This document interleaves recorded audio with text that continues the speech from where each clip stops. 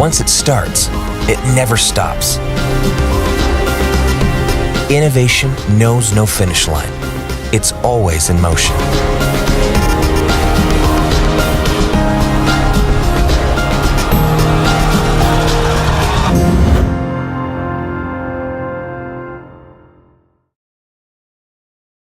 In 1868, the Tata Group was founded on a philosophy that put the community at the heart of its existence. Today, we are $100 billion global enterprise.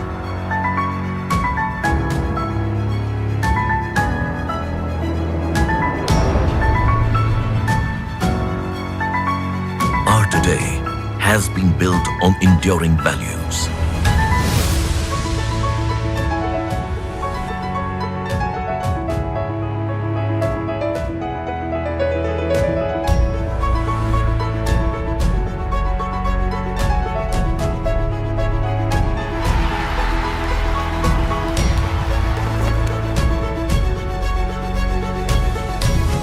Today is about delivering excellence across business sectors.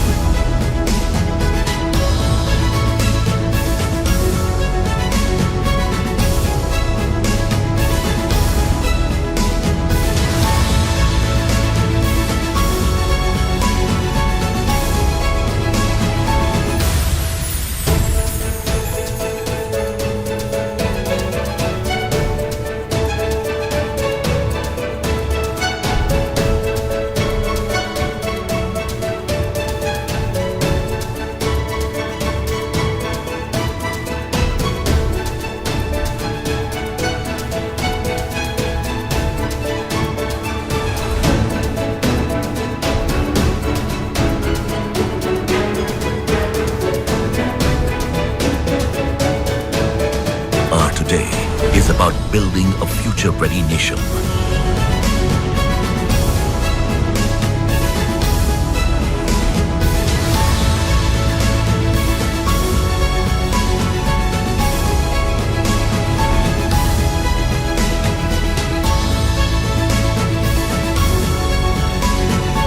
Our today has a strong foundation with community at its core.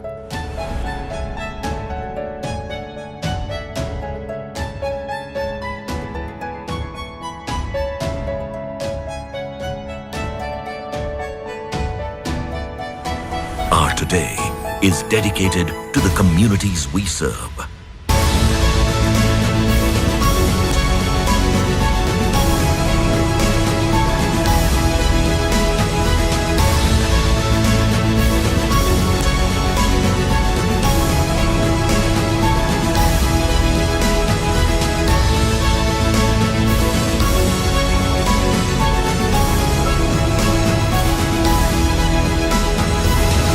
Our today is always about more than just today.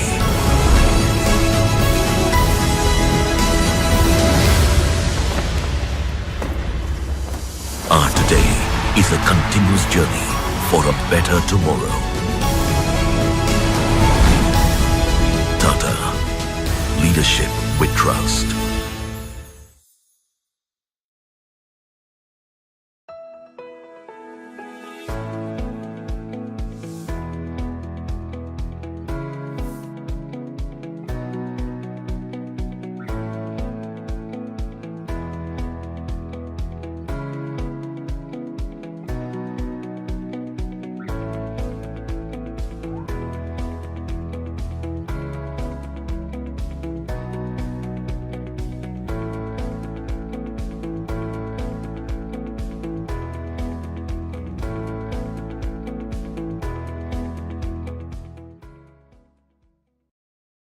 Fire, earth, wind, water. For hundreds of years, nature has given us all we need. But now, nature is calling on us to be more mindful about energy and to stop before it's too late. But who's listening? We are. We're answering the call by leading a transformation and giving it all we have. Our experience of 20 years, our limitless passion, our world-class operating standards, our partnerships, and our investments to double our business in the next 4 years. But energy alone won't be enough. That's why we're turning energy into action. Action that ushers a new age of growth for India. Action that lights up 1 billion dreams. Action that uplifts our communities. Action that sparks a movement of sustainable change. Action that saves the planet. Who are we? Agni, Prithvi, Ambu, Vayu. We are Aprava Energy, a diversified energy business here to help India transition to clean energy. We're born and shaped by the elements, so when the wind becomes stronger, the sun shines brighter, the fire flares, and when you take a step to give back more than you take, we're there with you. This is energy for India. This is energy in action.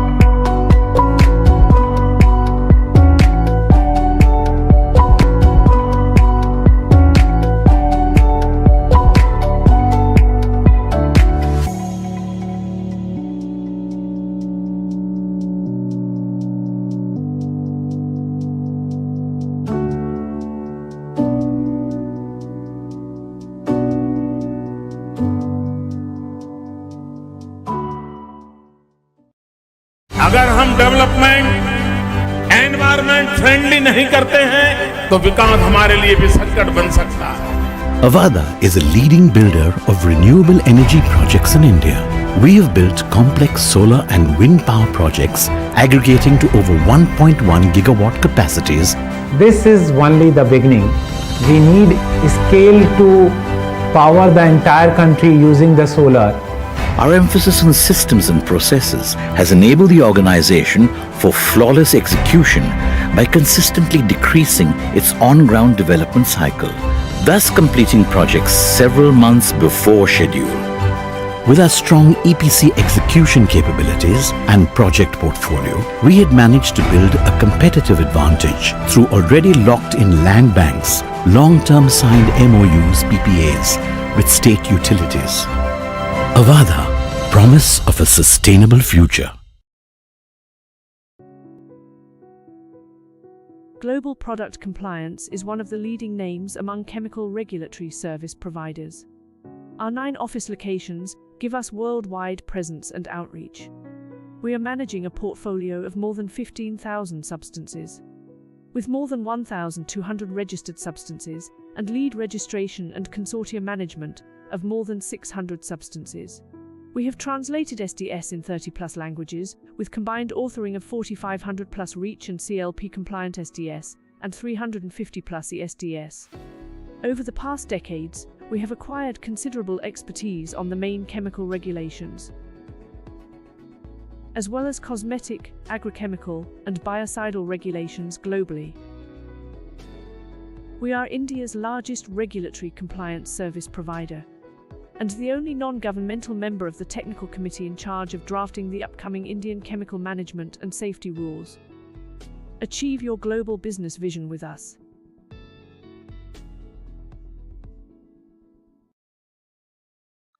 A novel idea, an innovative creation, and a wish to bring in change are the pillars of leadership. Bharat Biotech is a vertically integrated biotech company that enables access to affordable, safe, and world-class vaccines.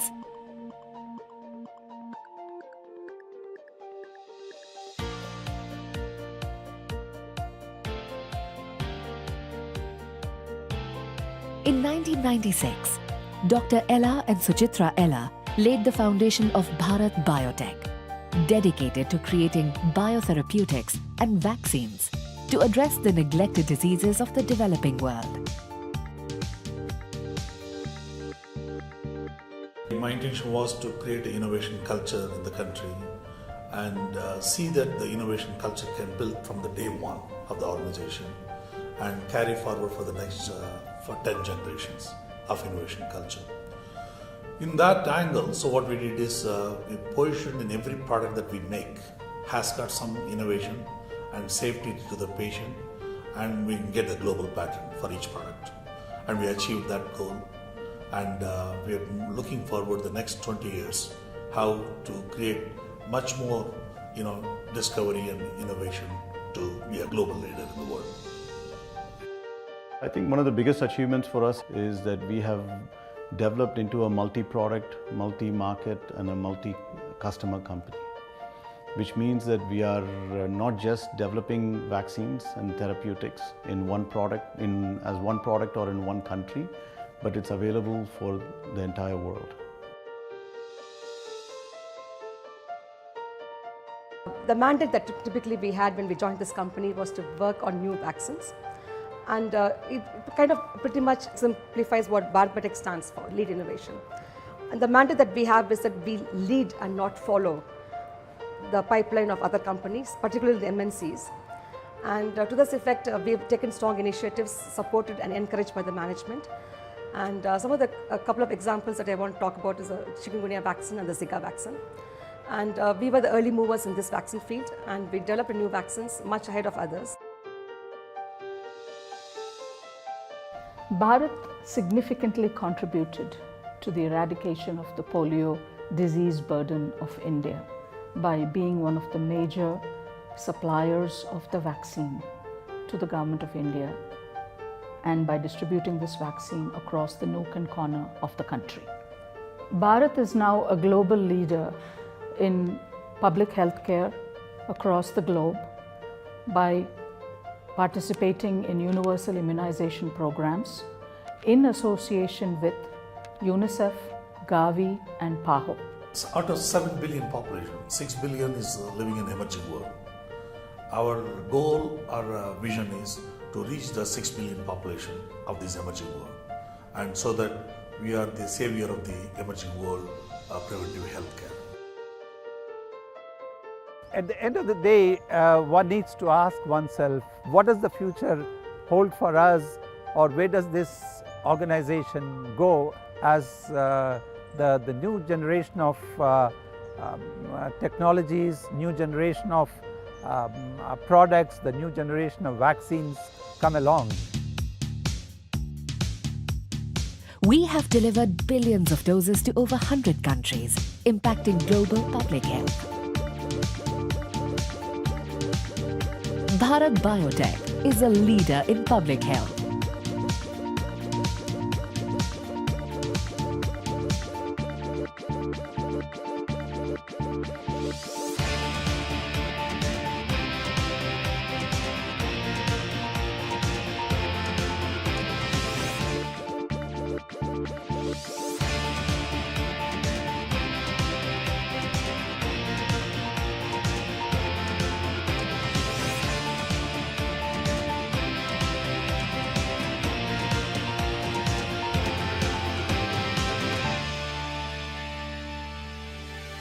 Bharat Biotech, lead innovation.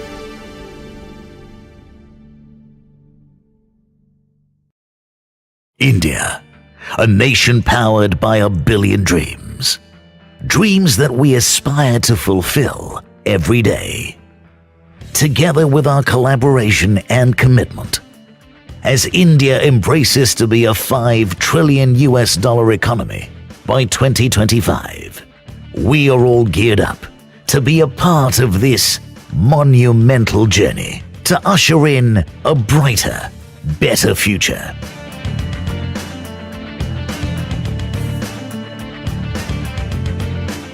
Together, we touch ordinary lives and make that difference.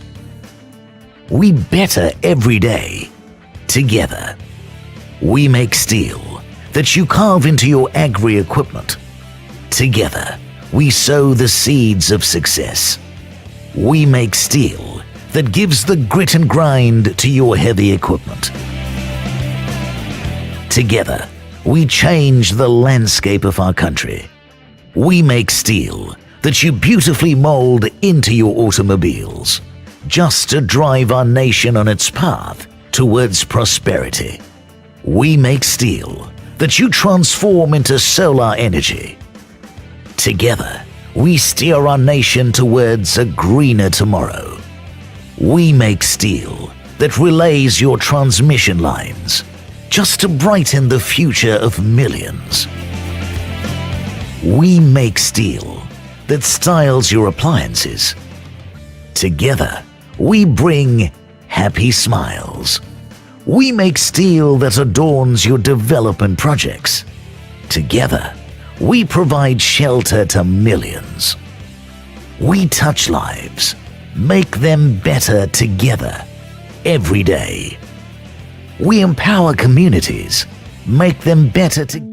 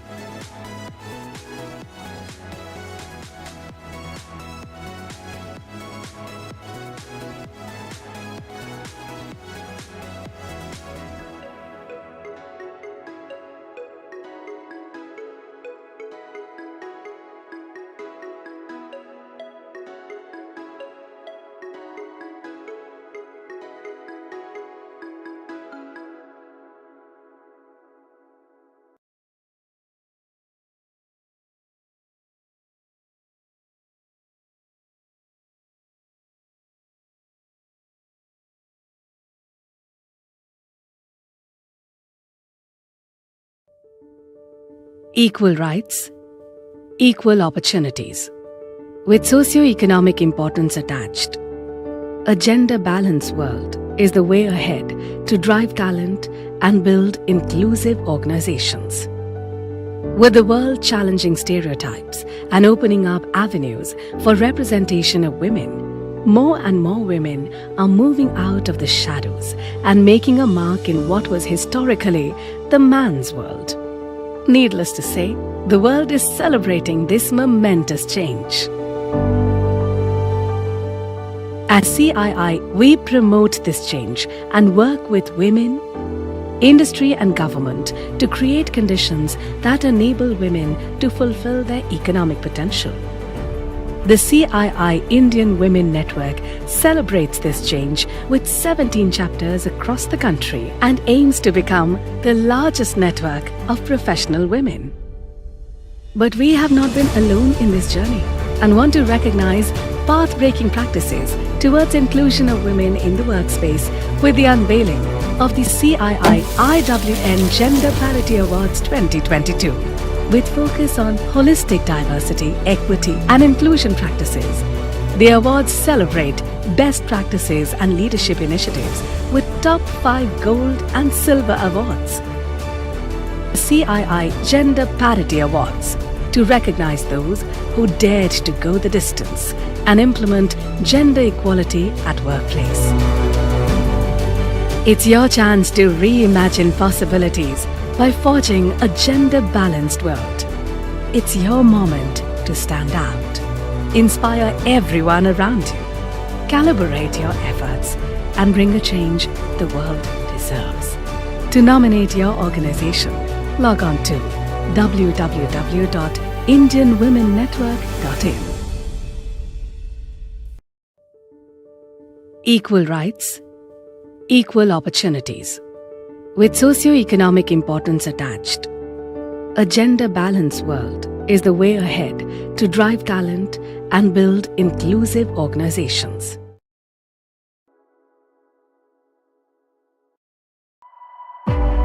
What is care all about? An endearing smile, a soothing touch, or perhaps the comforting reassurance of an honest commitment? At Polymed, for years, our commitment to provide the highest quality healthcare to mankind has run deeply through all aspects of our ideology, decisions, and work. Care, concern, and love for humanity. Polymed was established in 1995 and started manufacturing operations in 1997, with a vision of providing the highest quality of healthcare to mankind. Since inception, Polymed has been on an ever-expanding journey of achievements, marking key milestones year after year. Our values of integrity, care, ownership, learning and inclusivity puts us in a dominant position in the healthcare industry. Polymed as a brand is committed to continually evolve and innovate products that are proven, safe and sustainable. Our innovations are focused not only on creating value today, but also to prepare healthcare for a better tomorrow. Our varied specialities include infusion therapy, vascular access, dialysis, respiratory care, urology, blood management, oncology, gastroenterology, blood collection system, surgery and wound management, and anesthesia. While our technologies are truly state-of-the-art, our business model is state-of-the-heart. Polymed is now moving towards its new orbit of bringing more products which are close to clinicians, healthcare practitioners. Our acquisition of Plan One Health, a leading Italian medical devices company, has further allowed us to expand our horizons, adding focus to in-depth R&D for making highly specialized systems.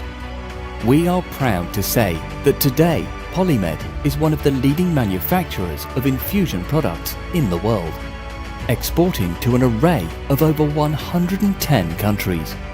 We are Polymed, and we care for you. Our drive comes from our compassion for saving lives and building a healthier society, a happier society. Polymed. We care as we cure.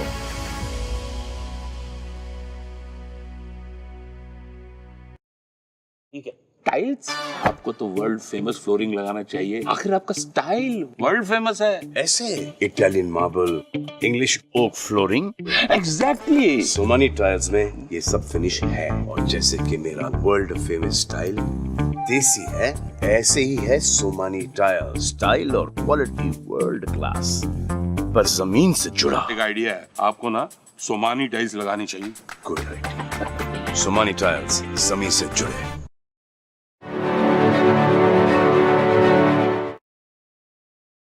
Alpa, what's the attendance we're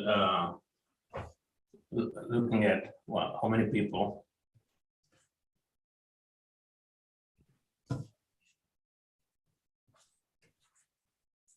Alpa, you went on mute. Sorry. You had a question, Professor? How many I was people? just wondering about how many people do you think will be in a session like this typically, just to get a sense? Attendees? Let me just get it, because that comes on a different platform. We get the live number, but overall, I think we had a large number, around 400-500, but I'll just check from my colleagues. Yeah. I just wanted to get a general magnitude of what I think it's typically that kind of number, Krishna, 400-500, yeah. Okay. So,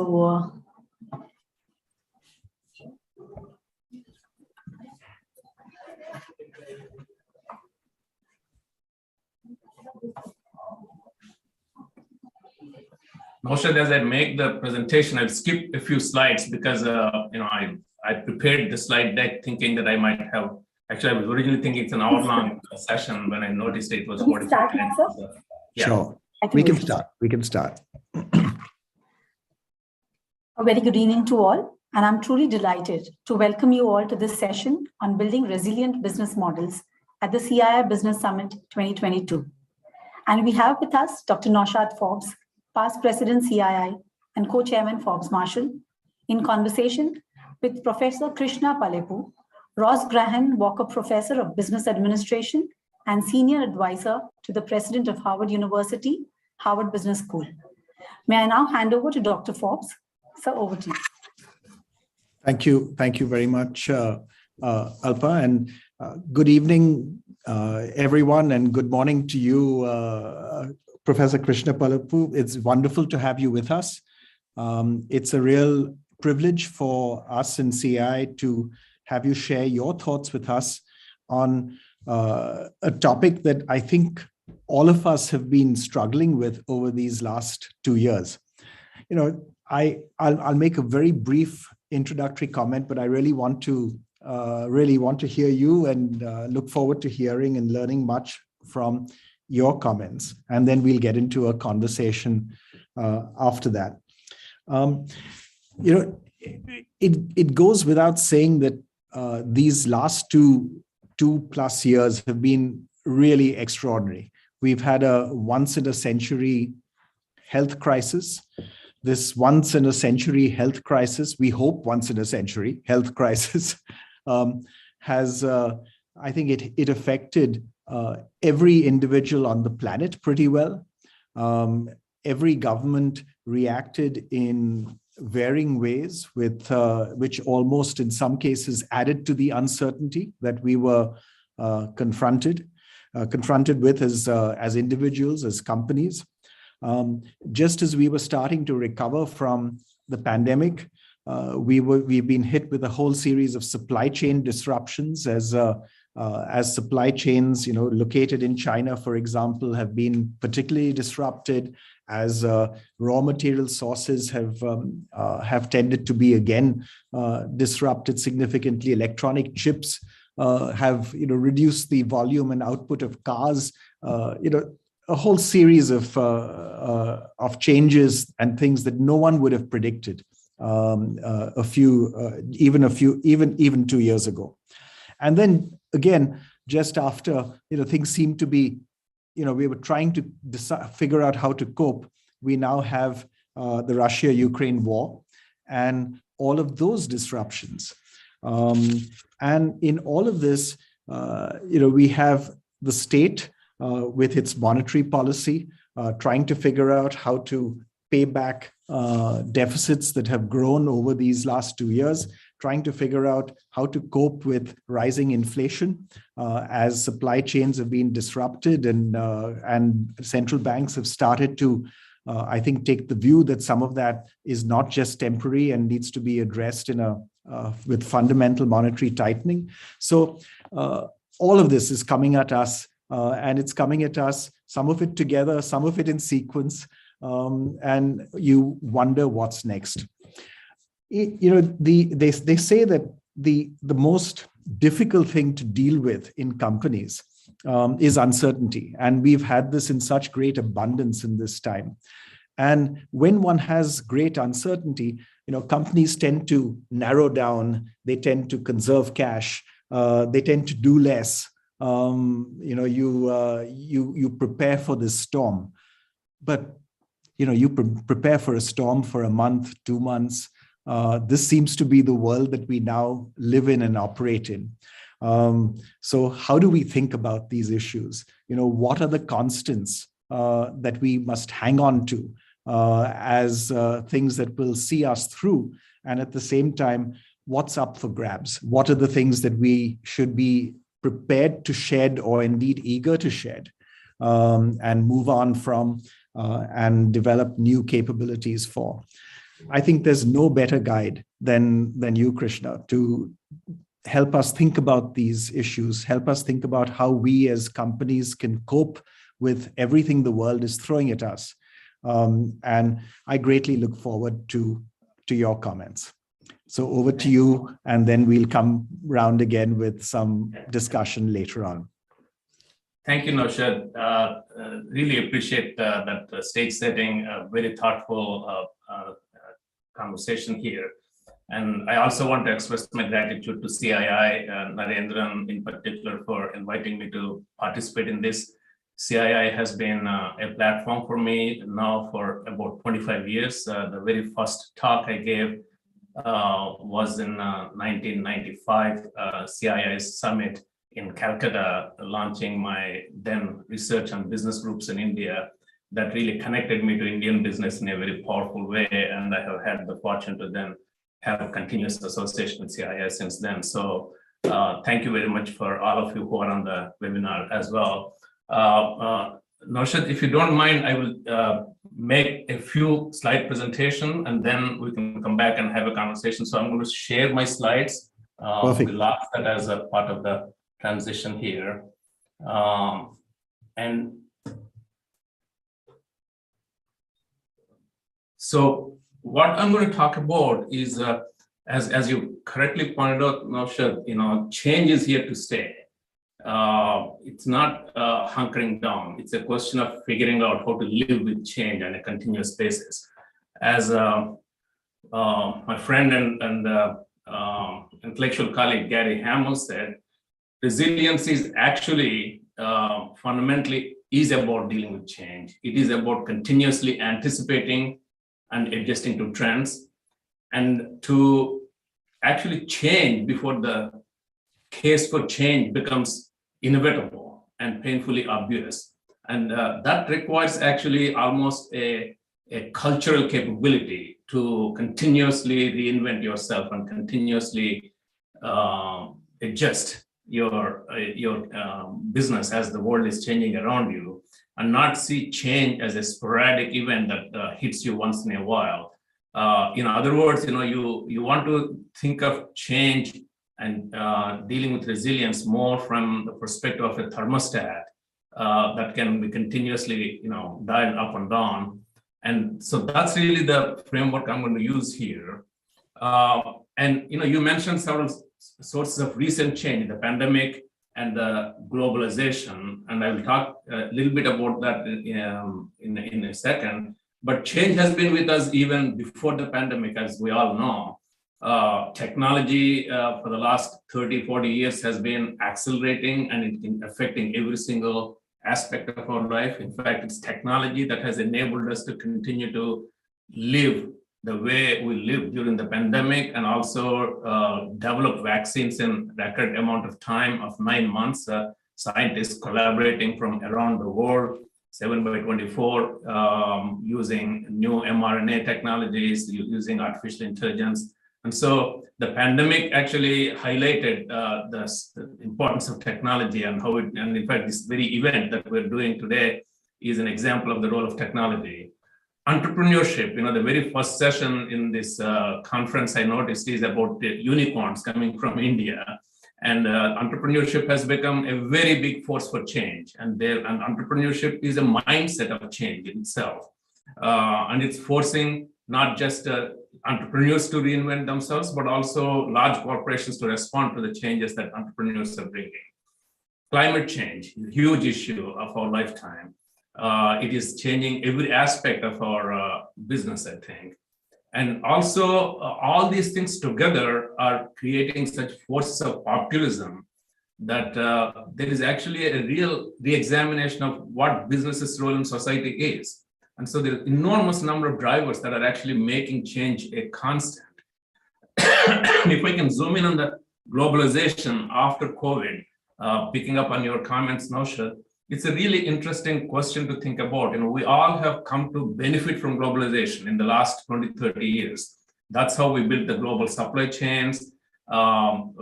Capital is coming from all over the world, wherever there are smart people supporting them. All the unicorns in India are supported by global capital, which then is benefiting from all the innovation that is taking place in places like India and China and connected to the global world.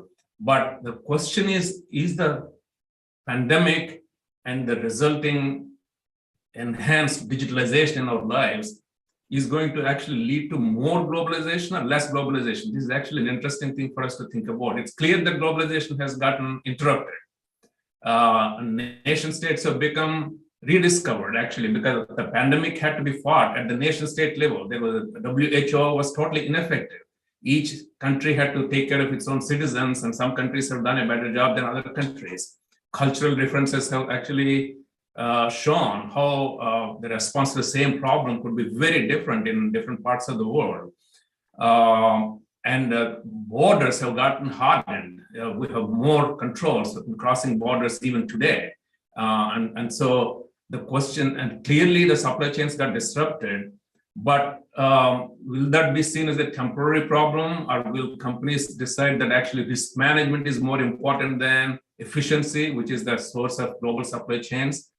And also, a really interesting thing to think about is what's the role of business leaders of each individual company located in a particular jurisdiction doing business around the world? What will be their allegiance to? Will it be to the place where their headquarters is located, or to the global welfare? And actually, this has been stress tested a lot during the pandemic. For example, if you're producing PPE, government said, well, you are an American company, and so you should actually first give us the PPE before you give it to anybody else. You are an American company producing vaccine, and so you should give the vaccine to us before you give it to anybody, even though you may be a global company. And so there is this, as a business leader, you're being asked to choose sides. And so that's actually something that is a very new in a way in the last 3-4 decades, because we have developed this mindset that we're global citizens at some level. And so many sorts of change. The question is, what kind of resilience can you develop? And I'm going to say that if you're going to be effective in this new world, there are 3 kinds of resilience that you need to focus on. One is strategic resilience. That is, we're going to experience disruptive changes. It's not going to be one-off.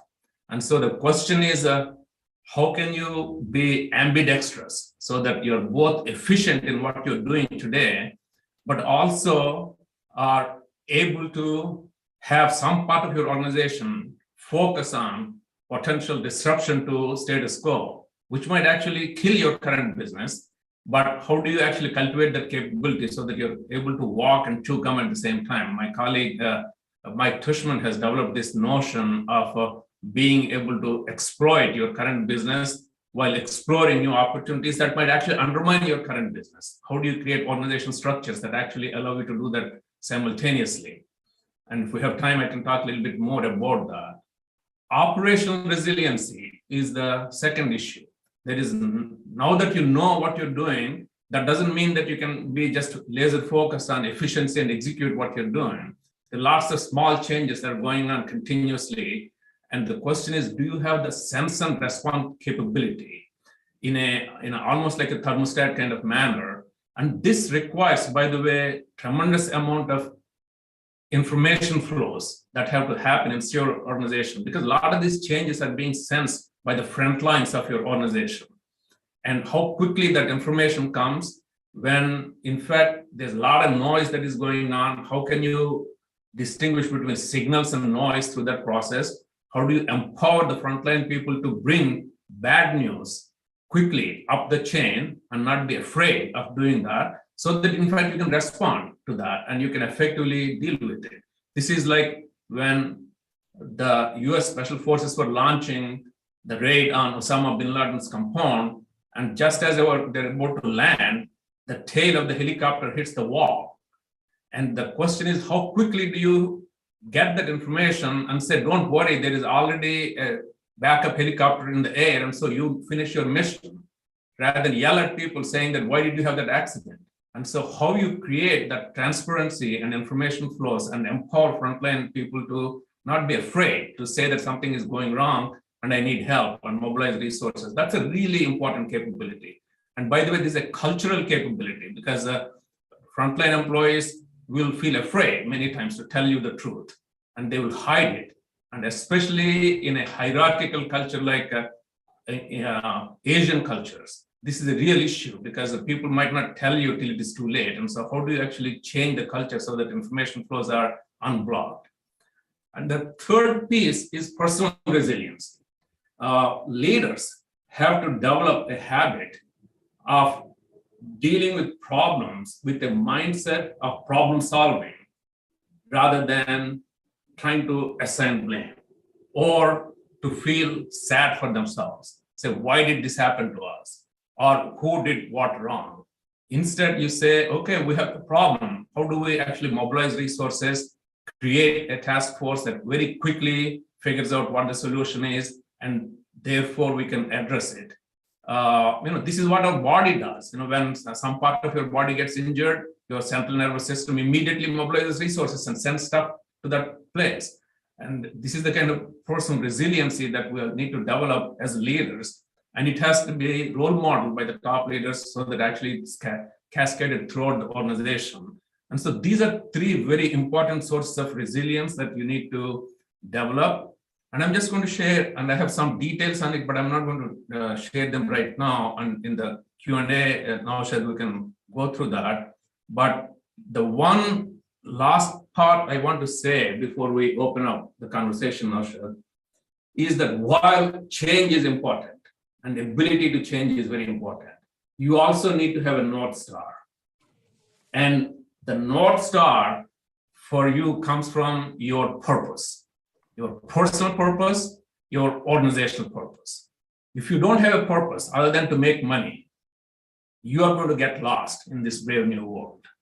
You need to have a reason for why you exist, a reason for why you're doing things that is not just profits. That's actually something that you want to do for the world. If you have an exciting purpose like that, you will be able to design your business models and strategy to connect to that purpose. And while you're adjusting as the world is changing, the rudder to the whole thing is coming from your purpose. And it's the purpose, by the way, that will attract talented people to you. Because in today's world, young people are not interested in joining companies simply to say that I'm going to help create shareholder value or I'm going to create profits. They actually want to do something meaningful. And so if you have a great organization that wants to make a difference in the world, that's when you attract the best and brightest people. And if you got the best and brightest people is when you will be able to create innovation, because ultimately innovation is a people process. If you don't have innovative thinkers, you're not going to have innovative products and services in your organization. If you have innovation, that's when you have satisfied customers, because customers want to gravitate to innovative enterprises. And that's what ultimately leads to sustainable financial performance, because when you have loyal customers that really come day in and day out to do business with you and work with you as the world is changing and not complain about it and understand that actually we are all in this together, that's when you have a successful enterprise.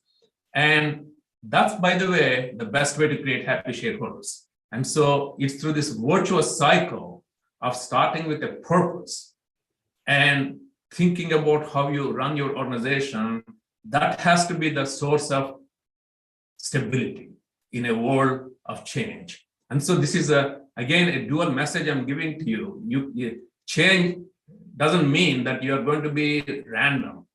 You are purpose driven.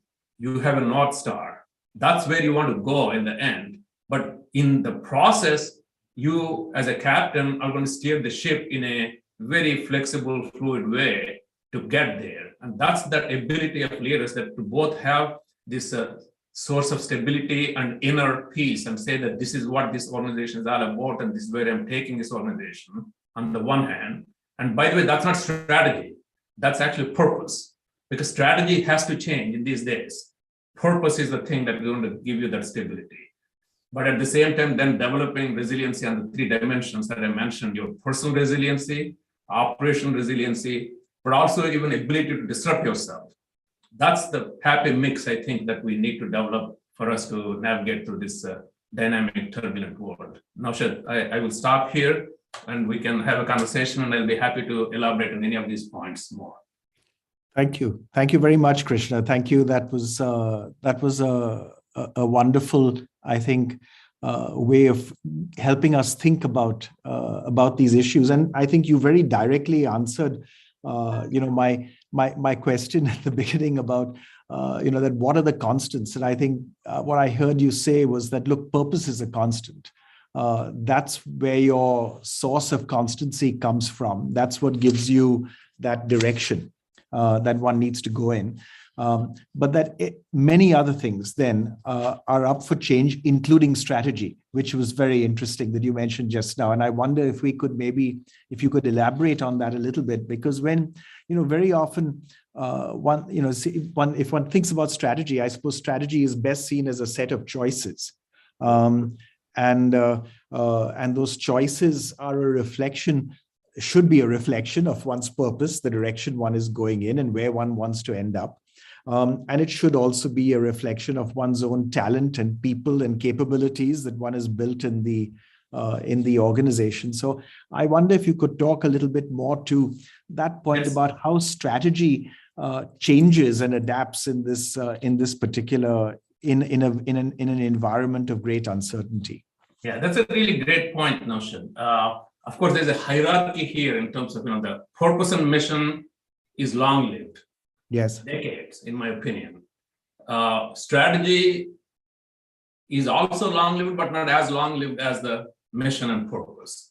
Yep. Operations is less long-lived, and you as an individual, it's even more dynamic day to day. And so that's the layers of kind of ability to be dynamic that I'm talking about.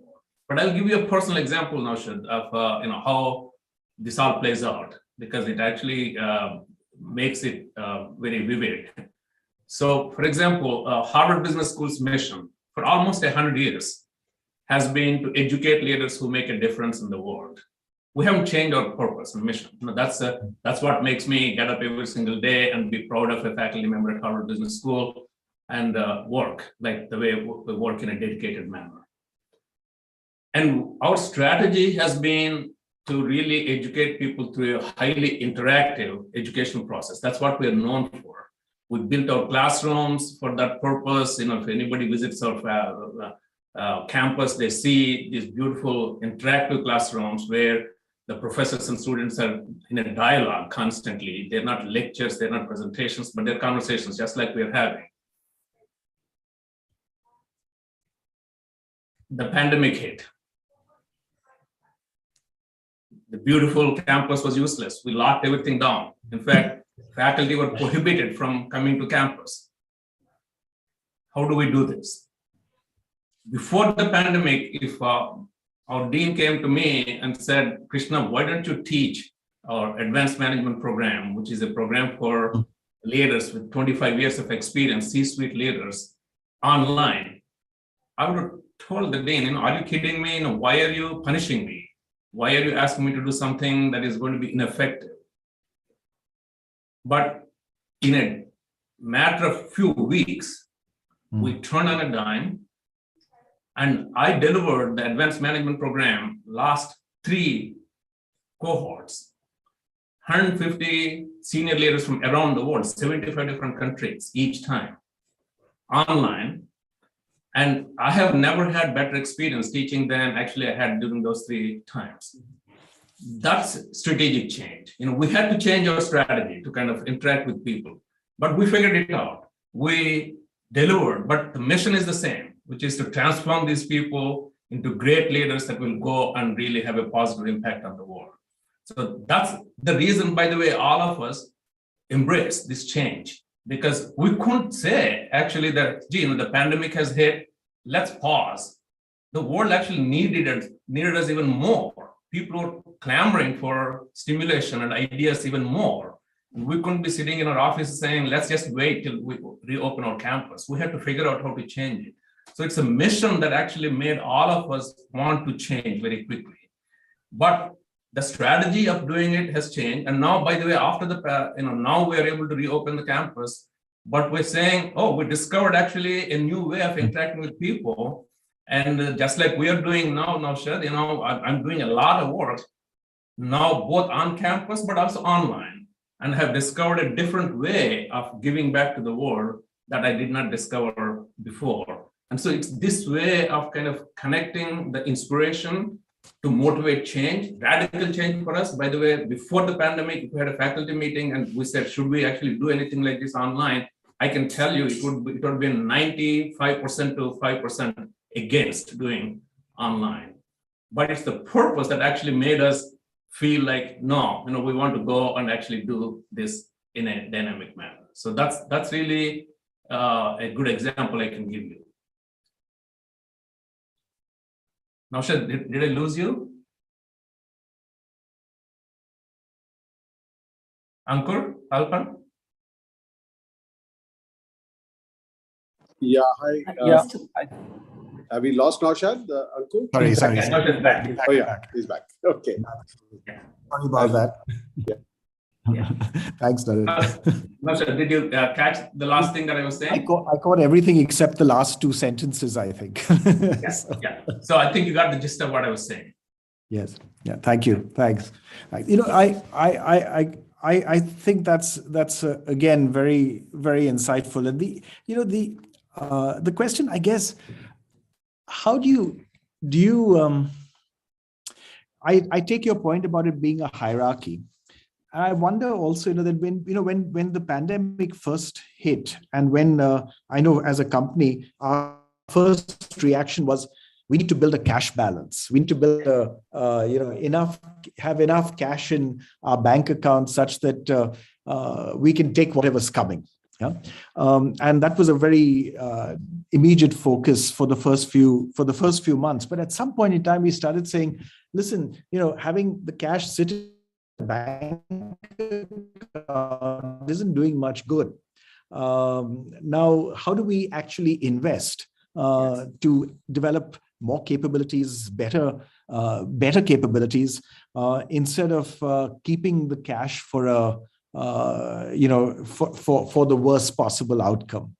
So I guess the question that I'd have is, how do you get the balance right between, if you like, insurance, cash is kind of insurance, and investment. Investing, and investment can be physical things, but investment can also be in capabilities, and in new people, and in new technology, and in innovation. So that's a really important balance that you're referring to, Naushad. Initially, actually, when the pandemic hit, we didn't know what was hitting us, as you recall. And so I think the initial reaction for people was that the world is going to an end. This might end up being like the Great Depression or World War II. and we need to first preserve ourselves. That was a natural instinct for all of us. But actually what was interesting was as we moved to the pandemic, even just a few weeks, we have discovered that we have tools today that did not exist even 10 years ago to really continue doing a lot of things that we have been doing that actually will not cause us as much a disruption as we thought. That was a very quick learning, if we recall, all of us went through. And in fact, the pandemic has created massive new opportunities for some companies. So for example, Amazon actually couldn't hire enough people because they actually were one of the companies that was allowing the world to continue to exist, even in this pandemic. Similarly, if you're a pharmaceutical company, you're saying it's not only important for me to continue, it's really essential for me to actually do something to fight this problem.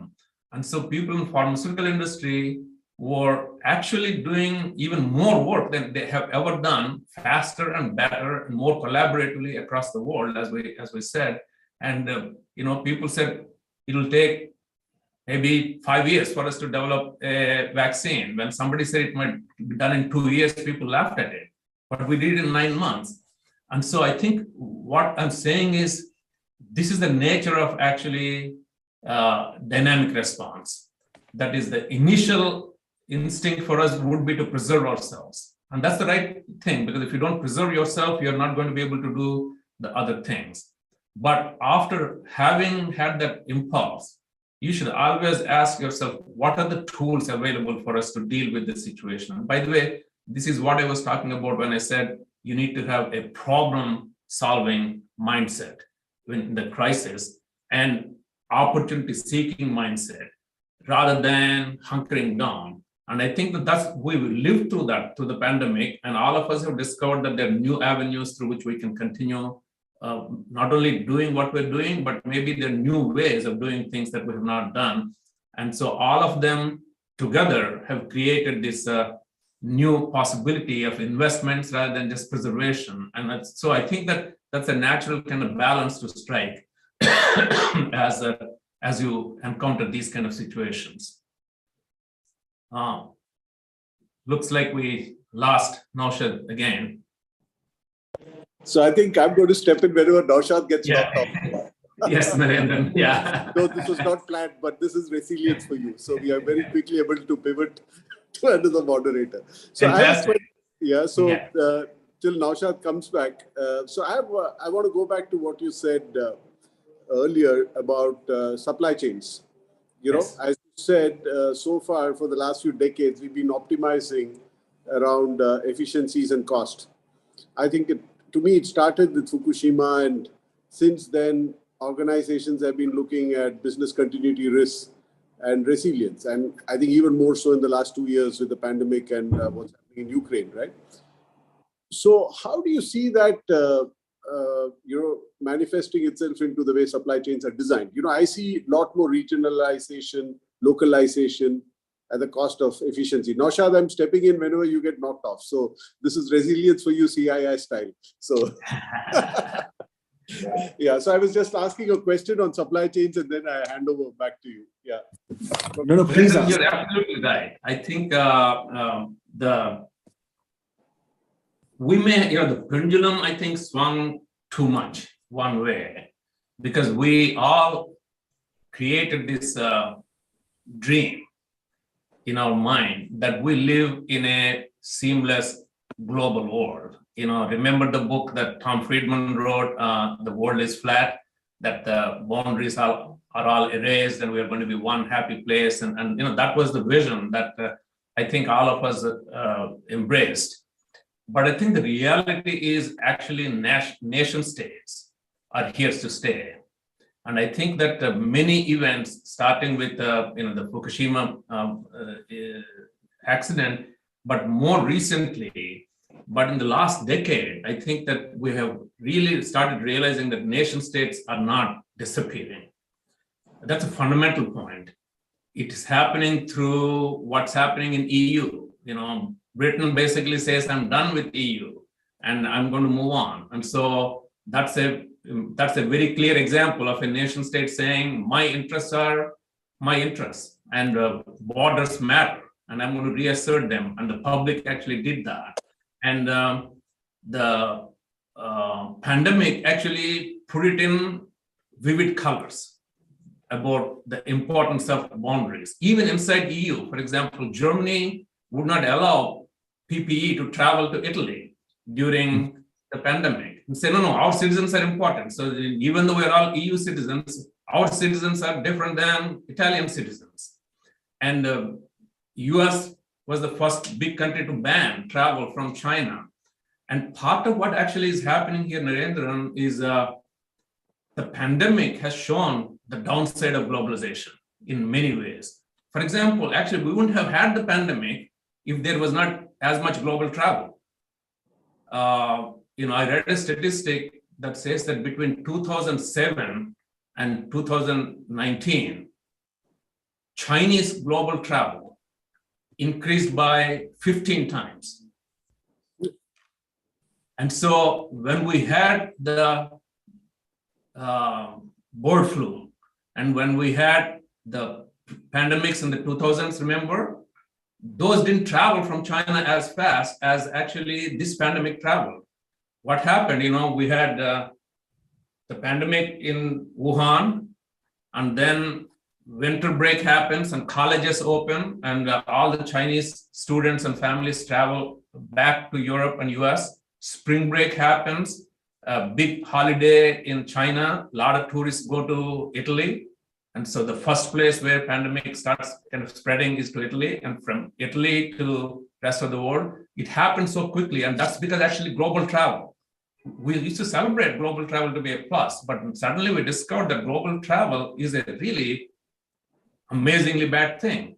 And so, and then everybody stopped global travel, and we put boundaries. And even today, travel is a very difficult thing. It hasn't not been restored. And so I think the importance of nation states has been reasserted, in my opinion, in our minds vividly. And that's not going to go away.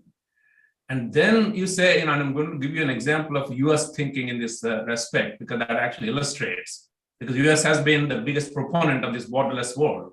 US companies have been the biggest proponents of global supply chains. So people are looking at the chip supply, Naushad mentioned, and saying, God, 2/3 of our chips are coming from Taiwan, which is 100 miles away from the coast of China.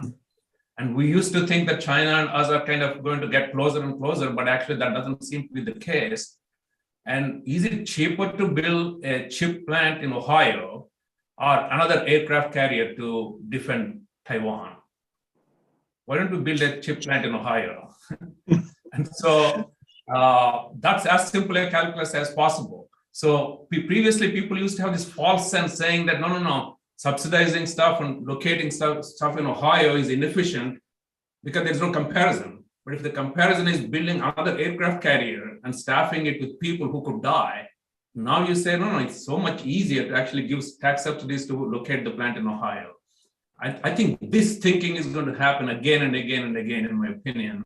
And we are going to see much more commitment to regional and even very local kind of economic development as a thought process.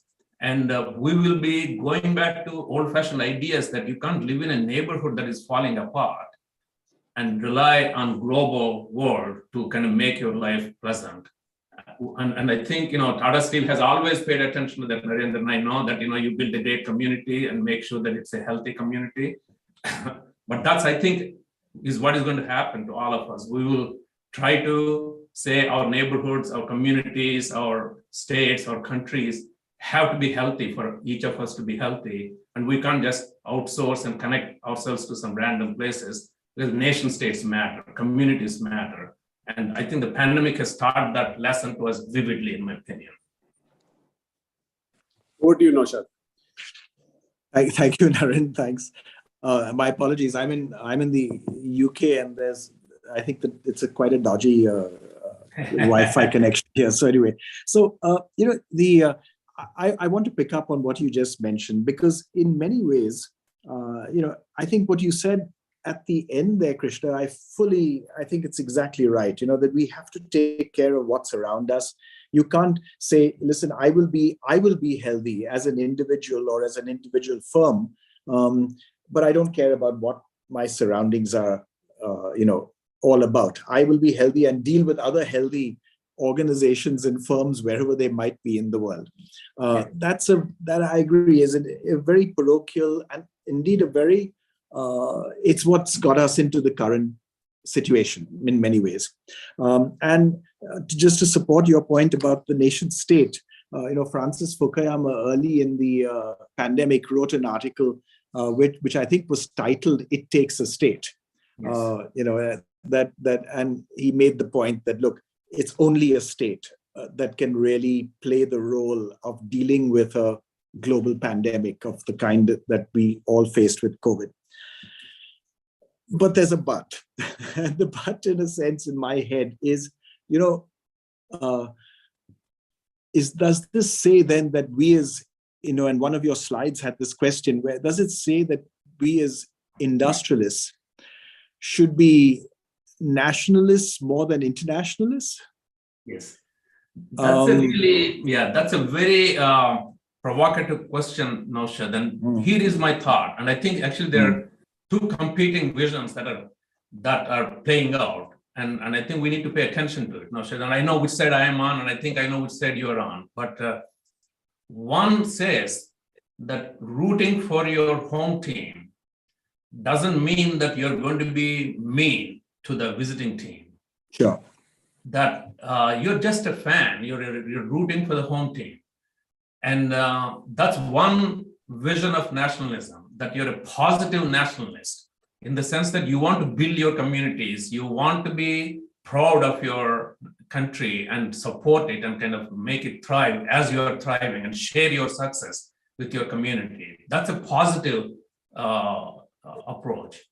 A negative approach is beggar their neighbor kind of mindset, which is playing out, for example, in Europe right now with the fight between Ukraine and Russia to some extent.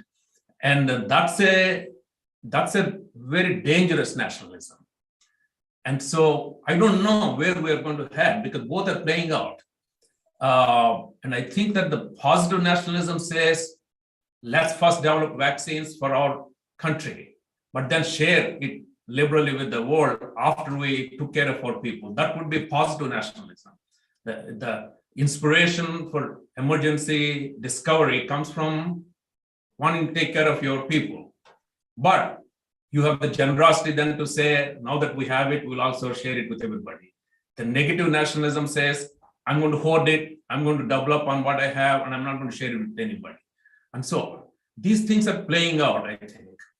And I know which side I want to be on. I want to be on what I'm labeling as a positive nationalism, positive communitarianism. That is, you want to be proud and nurturing to your communities and but sharing that success with the world as you are comfortable with who you are. And this has been our ancient philosophy in India, take care of your family, but then be generous to, everybody. Yeah. And negative nationalism is highly possible because this is what is going on in tensions between Russia and NATO. This and the old World War II kind of mentality is rearing its ugly head a little bit. This could easily happen between US and China, and that could also be a source of trouble. And so we need to watch out for those forces, and we do not want to go back 50 years and unleash those forces. So this is where I think the statesmanship of business people comes in, because on the one hand, we have the capacity to contribute to our communities, but we also have tasted the benefit of globalization, and we have become, intellectually anyway, global citizens, and we don't want to lose that. I think that, so you need to kind of balance that thought process, I think. I think so. And I think, making the point, for example, take the vaccine developments. I mean, the mRNA vaccine at the end of the day was developed by, a company founded in Germany by two Turkish immigrants, and then sold BioNTech made the vaccine, and then it was scaled up by an American company, Pfizer. And the Moderna vaccine was, I believe, developed in Switzerland, and then again scaled up worldwide. And then AstraZeneca is this, Anglo-Swedish enterprise that where the greatest volume is made in India. So I think reminding people that that an international world has a lot of power, a lot of merit, and makes everyone better off is a responsibility, I think, that we all have. I think the only correction, Naushad, would be the naivete that we might have created by extending the thought process to say borders don't matter, nations don't matter. Oh, absolutely. And I think that has created both a Pollyannish kind of thinking, but also some irresponsible outsourcing and supply chain design. I think we'll have to kind of cut back on that, I think. Sure. So I know we're almost out of time, but I have to ask you at least one more question, if I may.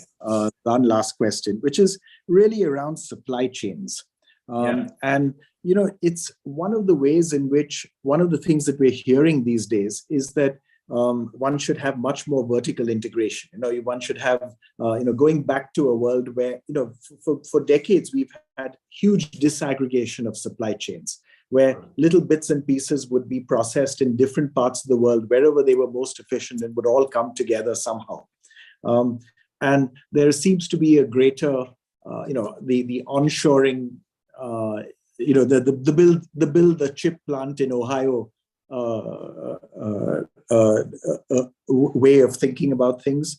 But there's also another alternative. The alternative is that if we look at, say, one of the most resilient structures is the packet switching approach to the internet, right? Yes. Where there is it's not designed top down, it's not onshore, it's indeed as dispersed a network as you can get.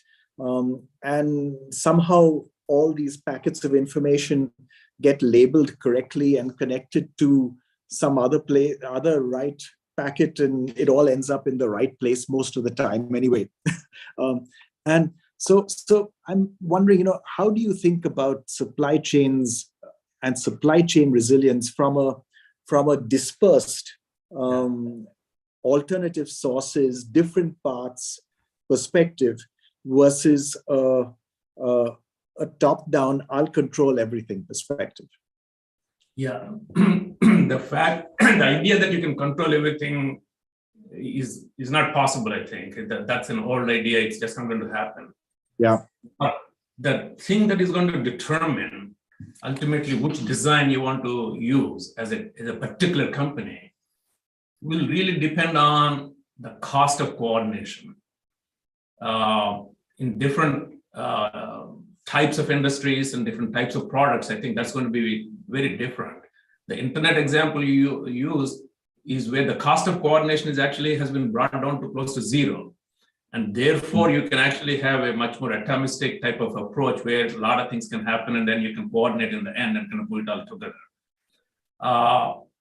That may work in some industries, but the more specific your needs are and the more costly it is for you to coordinate randomly across different suppliers, the harder it is going to be for you to be totally dispersed. That doesn't mean, by the way, that you need to be vertically integrated. So for example, Apple can still outsource its chip manufacturing to TSMC, but may insist that the TSMC plant is not in Taiwan. Actually, we are giving you enough business that we want it to be in a location that we are going to be able to have some comfort in and control in. And so that's the middle ground. So you don't need to be vertically integrated, but you may have to manage your ecosystem much more actively and say, I want to not just focus on myself and treat the ecosystem as being managed by somebody else, and I will then draw from the ecosystem. Now, if you're manufacturing shirts or something and you're buying buttons and collars from random people, you may be able to do it.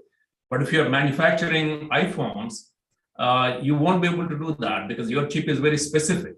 and the cost of coordination is very high. And so you need to make sure that you have, that bilateral relationship.